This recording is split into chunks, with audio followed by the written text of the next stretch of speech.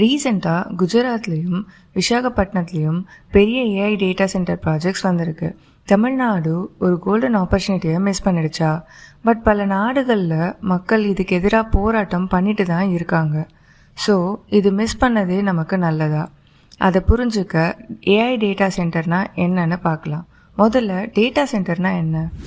சிம்பிளாக சொன்னால் டேட்டா சென்டர்னால் ஒரு பெரிய building full of powerful computers, அதை சர்வர்ஸ்னு சொல்லுவோம். நம்ம Google search, YouTube videos, Instagram reels, online banking, cloud storage எல்லாமே இந்த டேட்டா சென்டர்ஸ் மூலமாக தான் ஒர்க் ஆகுது. ஒரு சிம்பிள் எக்ஸாம்பிள், நீங்கள் உங்கள் ஃப்ரெண்டுக்கு வாட்ஸ்அப்பில் ஒரு ஹாய் மெசேஜ் அனுப்புகிறீங்கன்னு வச்சுக்கோங்க. அது டைரெக்டாக உங்கள் ஃப்ரெண்டு ஃபோனுக்கு போகாது. முதல்ல வாட்ஸ்அப் டேட்டா சென்டருக்கு போகும்.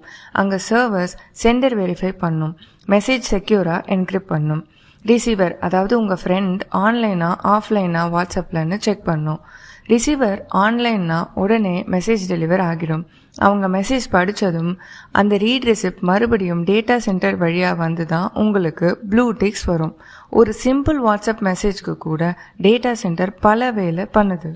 டேட்டா சென்டர்ஸில் என்ன இருக்கும்? Server data store and process பண்ணும். கூலிங் சிஸ்டம், சர்வர் ஹீட் ஆகும், ஸோ 24/7 கூலிங் வேணும்.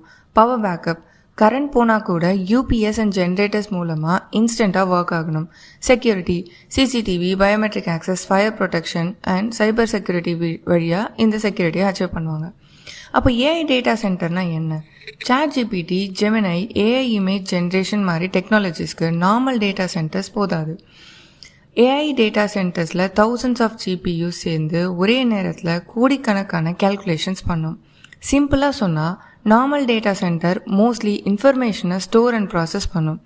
ஏஐ டேட்டா சென்டர் இன்ஃபர்மேஷனில் இருந்து புதுசாக திங்க் பண்ணி கிரியேட் பண்ணி ஏஐ ரெஸ்பான்ஸ் ஜென்ரேட் பண்ணும். அதனால அதுக்கு தேவையான இன்ஃப்ராஸ்ட்ரக்சர் ரொம்ப அதிகம். நார்மல் டேட்டா சென்டர்னா ஒரு அப்பார்ட்மெண்ட் பில்டிங் மாதிரி. ஏஐ டேட்டா சென்டர்னா 24/7 ஃபுல் ஸ்பீடில் ஒர்க் பண்ணுற ஜெயண்ட் ஃபேக்ட்ரி மாதிரி. So Tamil Nadu AI data centre ப்ராஜெக்ட்ஸை மிஸ் பண்ணது உண்மையாகவே ஒரு லாஸா?